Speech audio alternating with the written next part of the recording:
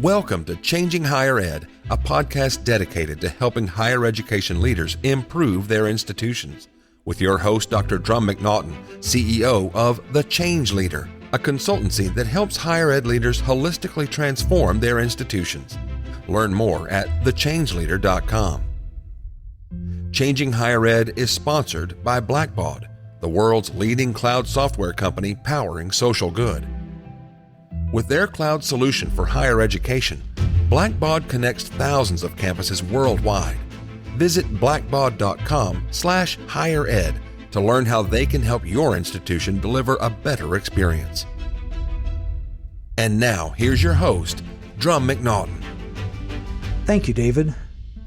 Our special guest today is Dr. Gordon Gee, West Virginia University's 25th president and also its 19th. Gordon has been serving in this role since 2014, his second time around, and he shepherded the school through many crises with the grace and aplomb one expects from a seasoned president and a humble gentleman. Dr. Gee, who's sheltering in place, joined us from his home on the West Virginia campus to discuss with us how he and his team have been addressing the current challenges and what presidents should be thinking about in the upcoming days to prepare for the future. He looks at this terrible event with optimism, and he speaks to how university presidents must climb the mountain and not be in such a hurry to get down, but to examine how things have changed and what can be done to improve. Gordon, welcome to the show. I'm honored to be here, Drum. Thank you very much. I appreciate the opportunity. Well, I've been looking forward to this very much. You've been a university president 40 years, which is longer than the age life of most university presidents as well. And I'm sure you've got a few stories to tell us today. Isn't that frightening to think about the fact that I've been around that long? But it's been a gift to me. I think the opportunity to be a university president is one of the, if not the most important calling in this country. And having served at 5 institutions, 2 of them twice, it's been such a remarkable opportunity in my life, and something that I really appreciate each and every day. Well, it puts it in context when I stop and think that I graduated from the U.S. Naval Academy in 1978. Yeah, you were just a youngster. Well, I was 36 when I became a university president too, so that was very young then, and still is young to become a university president. It is, but you've obviously had a very successful career. And when I think about success, I think about longevity, but I also think about what you've been able to give back to universities and those who have worked for you. I think you mentioned before we came on, you've had quite a number of people who have worked for you who are now current university presidents. It's the count's 24 right now. Who's counting, right? But and then I've had a number of others who are university president. I was mentioning that Mark Emmert who was my assistant at Colorado, was the president of LSU, and University of Washington is now the president of the NCAA. So they come and go, but it's been a real privilege because these have been wonderful friends, terrific colleagues. Grateful for the opportunity to have them in my life. Well, you've obviously made a very significant impact in theirs, and it brings me up to the whole subject of mentoring, but especially mentoring in crisis times like we are. You've been doing this for 40 years. Have you ever seen anything like what universities are experiencing nowadays? I don't think there has been anything quite like this. Of course, I went through the stock market crash of 87 and 88 when I was at Colorado. In fact, I joke about the fact that every time I change jobs, we go into a recession. But I think that, and then obviously the financial meltdown in 2008. But this is a different kind of challenge because this is a national issue that affects everyone. and it affects every aspect of the human condition and every aspect of American life. And I think that that's unusual. The fact that we actually have taken a country, the size of this country, and actually shut it down. I just read this morning that about 95% of the commerce in this country has just been shut down. And we can't sustain that for a long time, but certainly that shows a sense of spirit and commitment that maybe will bring us together. You know, we live in a toxic world, Drum, and one of the things that concerns me as university president is the fact that that what we do is we yell at each other rather than have conversations. And I think that maybe social distancing will actually bring us together, because we discover that there are things more important than just the daily commerce of being ornery. And I'm grateful for that experience. But there's no playbook for this. Of course, I always point out there's no playbook for being university president. You know, West Virginia University is as different from Brown or Vanderbilt as it is from Colorado or Ohio State, and each of them are different from each other. And I think one of the mistakes, and this is a mentoring moment, one of the mistakes that a lot of my colleagues make is if they assume a presidency, particularly the second time around, they say, well, gee, you know, I've done it, so therefore I know how to do it again. I think you have to start over again. And my challenge at two institutions, I served twice at Ohio State and at West Virginia, I had to de-learn the institution in order to relearn them, and that was a real challenge. So here we have that learning experience on top of the fact that we're playing in a field that none of us know a lot about, and we only can assume, though, that one thing, and I think that this is the polar star, and that is the fact that we know that higher education and education in general is the fuel that runs our democracy, and education will continue to be important. The thing that will happen, though, is the fact that education as we know it will be dramatically different. And I'm not certain if I could tell you what that's going to be, because I think we're all going to try to figure that out. But as I was telling you before we started, on this conversation, that many of my faculty colleagues who said that they were basically Luddites like me, that they'd never get online and so forth, all of a sudden in 2 weeks they shifted to being online, and guess what? They're being effective. They're being engaged. They're doing so many wonderful things. So when forced to do something outside of your comfort zone, it ends up that opportunities do abound. Well, it's like that old saying, why waste a good crisis? Yeah, in this instance, I would just as soon waste it. But not waste it, I would just as soon not have it. And certainly we have no choice but to not waste it. Very true. And, necessity being the mother of invention, we have to do things that we would not normally do in our comfort zone. And I think that is the beauty and the challenge with times like this. I remember having a conversation with a mutual friend of ours, Scott Cowan, who was the president at Tulane when Katrina hit. They ran Tulane out of a hotel room in Houston for 8 months. When I spoke with him recently, he said there are some learnings from that, but we're talking about a localized event with Katrina versus a global event like this. I mean, this is truly a black swan. Yeah, it is. And with Tulane, for example, there are a number of students from Tulane transferred to Vanderbilt, where I was chancellor at the time, and we welcomed them with open arms. But there's no transferring here. I mean, we're all in the same boat. It is a national black swan moment, and it is that. But I don't take that as necessarily as a negative. I take it as a statement that we then have to figure out and use our ingenuity and our creativity and our inspiration to move to next, and do it in a way that really does add to the national conversation and add to the value of higher education in particular. I fully agree. I mean, you mentioned earlier, in this era of challenges, what we're doing is accelerating the changing in higher ed by a decade or more. I believe that very much. I also think it's going to require us to start thinking a lot more about differentiation. As I mentioned, Johns Hopkins published a book on the land-grant university about a year ago that I wrote with my colleague Steve Gavazzi. And my theory all along, and our theory all along, has been the fact that institutions tend to move toward a common amalgamation. They all want to look like each other instead of differentiating themselves. And I believe that the universities of the future are going to be those that really learn to differentiate themselves. My concern as the president of a land-grant university and two land-grant institutions, Ohio State and here, is that they have drifted toward being like any other institution.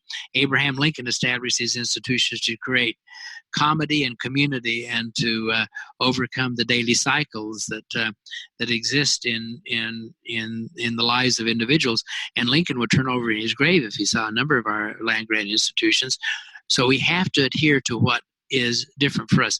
I'm in a very small state in the Eastern time zone. We have every problem in the world in West Virginia. We march to the bottom, and so the question is, what does that say about the university? Well, what it says is the fact the university has been given a unique opportunity. Small state with every problem, but large enough to be able to also create solutions. And so that should be our calling. Our calling as a university should be to make 1.8 million West Virginians feel like that they are valued and have an opportunity in life, and make that happen. That's different from if you're at NYU or if you're at the University of California at San Francisco, or if you're a variety of other places. Each institution needs to find its calling. And I'm afraid that what we've done through U.S. News and World Report and through all of these other kinds of nonsensical rankings, et cetera, what we've done is we have really federalized and amalgamated our universities to a point that we've lost what has been the unique character of the American institution, which is it's large and small, public and private, Mormon and Catholic, and we need to return to those roots, which is, I think, the substantive differentiation of our American higher education system. I couldn't agree with you more. One of the things I tell my clients is, how do you differentiate yourself? What is that one thing that your customers, your students, your parents say is unique about you in their eyes, not your own, that makes them want to do business with you, come to your school, be a graduate of it? You know, if you take a look at, I do this every once in a while, I get these magazines and these annual reports from so many institutions, and I look at them, and if you mask the name, they could be any institution, and that is the tragedy of higher education in this country, and that is the fact that we have lost the sense of individuality and lost the sense of character. I mean, you know, I happen to be a devout Mormon. I believe that BYU ought to be devoutly Mormon, and I think that my friends at Georgetown ought to be devoutly Catholic, if that's what their calling is. And the fact that we tend to try to adhere to some kind of standard that is not what we were established to do, eventually is going to redound to the mediocrity of the institution. I agree with you 100%. You know, it's interesting because when I relate it back to a comment that you made just a little while ago about coming back to an institution and having to unlearn what you had learned about that before, it goes to show you that institutions are unique, and why can they not express that uniqueness in a better way? Yeah, and they evolve, and each place has its own character, and each place has its own culture. We have to understand that by really finding out who we are in our soul as an institution is what is going to attract the best and brightest to come to our place, and going to attract and is going to make a difference in terms of what we're about as universities. We I'll just say this as strongly as I can. We need to stop being an ivory tower. We've got to become helping hands, and we have lost that ability in so many different ways. Very true. So you've gotten West Virginia. You've transitioned to online at this point as part of the COVID response. What else have you done to make West Virginia be able to sustain itself? And then after we've talked a little bit about that, let's talk about what the future looks like and how you're positioning the university to get to that new future. Well, I think that I'll say this in the spirit of the land grant mission, is the fact that if you'll notice that West Virginia has been one of the states that has actually flattened the curve quite a bit. And that's in terms of the virus itself. And one of the major reasons is the fact the university really owns 16 hospitals. We really are the health provider in the state. And we started immediately. First of all, we told our students not to come back to campus. We worked very hard with state government. You can get in West Virginia, you can get the people who make a decision in the state in a telephone booth. And we became very active in working very closely with state government. Our vice president for health sciences is the coronavirus czar, and that's exactly what his name is. And he's really running much of our response. And so I think that immediately is one of the major contributions of this university, because we were in this place at this time with this magnificent academic medical center and with these great number of hospitals throughout the state that allowed us to really lead. And I think that is the number one responsibility for universities in this time of the virus, is to lead, not follow, not to hunker down, a variety of other things that many are doing. But what is going to happen? I mean, in the meantime, obviously, I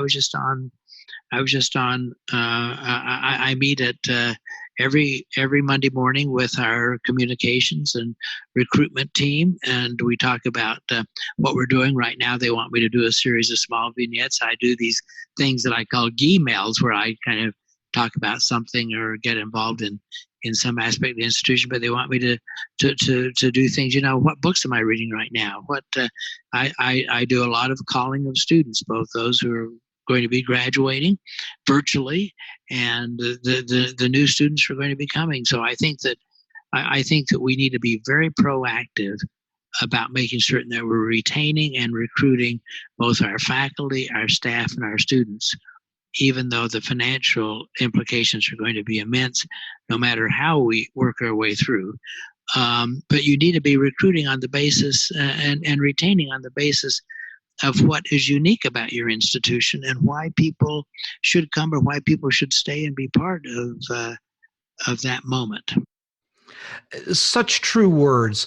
I mean, having a conversation a few weeks ago with Dr. Lori Vallotta, who is the president of Hiram College, they went through what they call an academic prioritization, which essentially was a restructuring process, taking a look at all their programs. And the process that they went through to do that was very comprehensive. It was stakeholder based. I mean, faculty had lead roles in doing it. And her role was to make sure that the board was on board, as well as to raise money for those folks in the programs that were terminated. And I mean, she did it right. And it sounds like that was a basis of them moving forward to make themselves unique. And you're doing it in a very different way. Yeah, and in a large university, it's much more, there are 1,000 moving parts in an institution of this size. And obviously, Ohio State was twice this size, if you can believe it. We're 33,000 students, and they were 65,000, but they both had the same issue, which is anytime there's complexity, it's hard to figure out a way to go. I will just say this, and people laugh at me when I say it. I am absolutely opposed to strategic planning. I think by the time you plan, the world has passed you by. I believe in strategic action, and I believe in taking advantage of what happens at the moment. And this is one of those moments. We can either be the architects of this moment, or we can be its victim. And so many institutions may just want to get to the other side. I really think that the compelling opportunity is to learn, reinvent yourself, and move on in ways that you hadn't thought about as possible a month or two ago. You mentioned something earlier about climbing the mountain and staying on top to figure out what you've learned. Right. It sounds just like that. Yeah, well, I believe when you get to the top of the mountain, people want to slide down the other side and try to return to normal, however they define that. First of all, there's never going to be normal again. There's a new normal that will come out of this. It was like 9/11, or like the financial crisis, of other things. The world has changed. The world has changed, and we can't do anything about that. What has not changed is our ability to be able to take advantage of the change and really continue to aggressively differentiate ourselves and constantly look to the horizon. Those who look to the moment are going to be increasingly irrelevant, if not mediocre, I think, and may not survive. I think that's going to be an unfortunate fallout. My sense is about 10 to 20% of all the universities and colleges out there are not going to make it through this. And that is very unfortunate, but that need not be the case. I think that if institutions use the wisdom of the moment to really learn what they can do, but also make the kind of tough decisions. Not everyone can be everything to every individual, and not everyone can continue to sustain themselves in the same way. We're all going to have to make different kinds of decisions, or else we will not survive. Yes. And that's, as you said, that is very unfortunate, but I think that is going to be a fallout. So what are some of the things that you and your team are doing to position West Virginia to come out on the other side? Well, obviously, we're taking a very careful look at how we, and I mentioned this before, how we recruit and retain both our faculty, our staff, and our students. We're taking a look at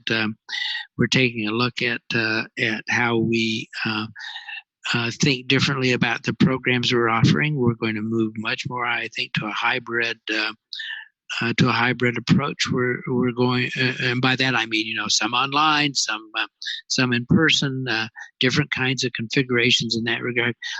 But the most important thing we're doing is we're constantly focusing on our culture. We don't talk enough about that as institutions.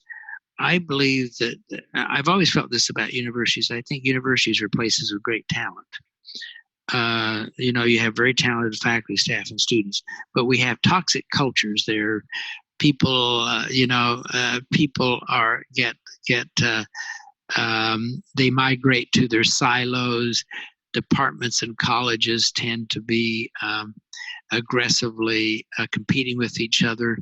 I believe that one of the things that we're looking at very aggressively is being much more horizontal and not vertical. By that I mean to move across the breadth of this institution so that the intellectual capacity draws on all the strengths of the institution rather than being limited by departments and colleges. In fact, if I were king for a day, I'm not, but if I were, I would do away with colleges and departments and create centers, institutes, and working groups.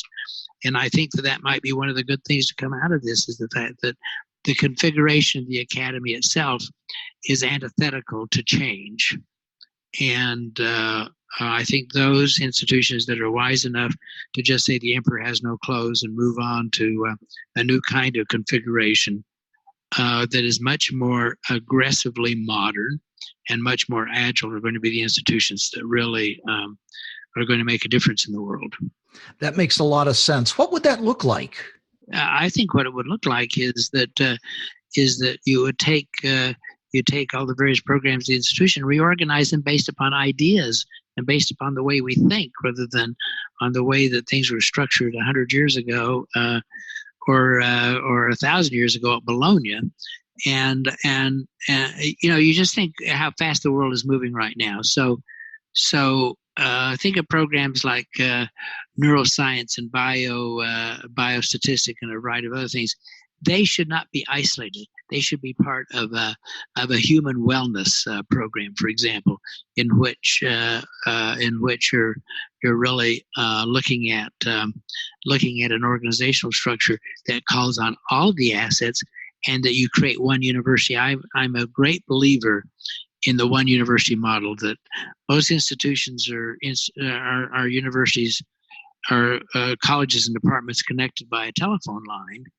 And what we really do need to be connected is by the intellectual opportunities and the research opportunities and the teaching opportunities that allow us to connect in much different ways, in much different configurations. The other thing, which is one of my favorite topics, is the fact that we've got to get rid of the old reward and recognition structure. 40% teaching, 40% research, 20% service. We need to now recognize that individuals need to be rewarded for doing individual work. And you're going to have in English departments, you're going to have some people who can write the great American novel and let them do so. Some people who love to teach, let them do that. And some people who should not see students, but can be great contributors. We need to start rewarding the individual rather than having a cookie cutter approach. That will greatly change the way that we move universities forward. You're the first person that I've actually hear enunciate that very well, and thank you for that. Your thoughts about those idea thought centers reminded me of a podcast we did about a year ago with Dr. Judy Kellstrom. She is a professor emeriti at UC Davis, and she works in the area of biotechnology. And she said that the subject matter had become so complex that they had to put together teams of faculty, some of the brightest minds in the world, to solve problems. And to me, that's what you're talking about. Absolutely. We shouldn't think about it as limited by Berlin walls. We ought to think about everything as a picket fence. Yes, there are some organizational issues that need to be put in place, but not to the exclusion of moving through those picket fences in ways that really create opportunities for growth and innovation. Very much so. We're getting to the end of our time, and we've got to do this again, Gordon. This has just been fabulous. Well, thank you. I'd love to do it again. So great. And I know one of your topics, your passions, is governance, as is mine. And so maybe when we do the next one, we'll talk about that. Let's plan on that. I would love to do that. That I think is a topic of the age right now, given everything that we are facing as institutions, and given the fact that leaders need to be able to lead. And we're seeing a lot of dysfunction in the governance structures in this country. We certainly are, especially all the way up in Washington. But, I didn't say that. I'm sorry. I didn't hear it. And so 3 takeaways for your fellow presidents. What are the 3 critical things that you think they should be focusing on right now? What would they do about them? One, I think, is to make certain that you are constantly informing and communicating and probing the campus both on and off, and creating a culture of understanding and a culture of community. Very important. Number 2 is the fact that you need to use this as that black swan moment to learn what your strength is, what your weaknesses are, what things you want to sustain, what things you no longer can sustain, and make those tough decisions. And the third thing is what is unique about your institution? Why are you there, and why should students come there, and what is going to make your institution an institution of the future, not of the past? Thank you. And what's next for you, Gordon? I know you talked about the book about land-grant universities. I think you've got another one in the works. Yes, called Fallen Angels, Johns Hopkins Press. We're about done with that, and it really is about what I think is the question of the time, and that is, why have universities lost public support and public value, at least in the minds of the public, at a time in which they are so immensely important? And we need to take a look at that, and we need to understand that. And right now, I think that notion of the public coming and rallying to what universities and colleges are about, which is education, is one of the things that we need to understand and then get back to that business. Thank you so much. This has just been fabulous, and I wish you all the best there at West Virginia, and keep doing what you're doing. It's so important for the state of West Virginia and for the country. Well, no, thank you very much, and it's a pleasure to talk, and I look forward to other occasions when we can do so. And you keep doing what you're doing, because it's important for other people to know and to share ideas. Thank you, sir. Take care. God bless. Thanks for listening. And a special thank you to this week's special guest, Dr. Gordon Gee, president of West Virginia University, and for sharing his insights with us on how higher ed leadership is critical in today's environment, and some great ideas on how to make your institution more sustainable following this crisis. I also want to give a special shout out to our sponsor, Blackbaud. Visit blackbaud.com/highered to learn about their cloud fundraising, accounting, education management, scholarship, and analytics solutions that are powering some of higher ed's top institutions. Our next guest is Dr. Ralph Enlow, president of the Association for Biblical Higher Education. ABHE is a network of over 150 North American member and affiliate colleges that emphasize deep Bible engagement and spiritual development in community that help students answer God's call to live life. Ralph will be sharing with us his perspectives on Christian higher ed and the critical thing that Christian college and university presidents must be doing to become or remain sustainable in the next 10 years. This episode of Changing Higher Ed was brought to you by Blackbaud, the world's leading cloud software company powering social good. Be sure to visit blackbaud.com/highered to learn how they can help your institution deliver a better experience from admissions to advancement. Changing Higher Ed is a production of The Change Leader, a consultancy committed to transforming higher ed institutions. Find more information about this topic, along with show notes on this episode, at changinghighered.com. If you've enjoyed this podcast, please subscribe to the show, and we would also value your honest rating and review. Email any questions, comments, or recommendations for topics or guests to podcast@changinghighered.com. Changing Higher Ed is produced and hosted by Dr. Drum McNaughton, post-production by David L. White.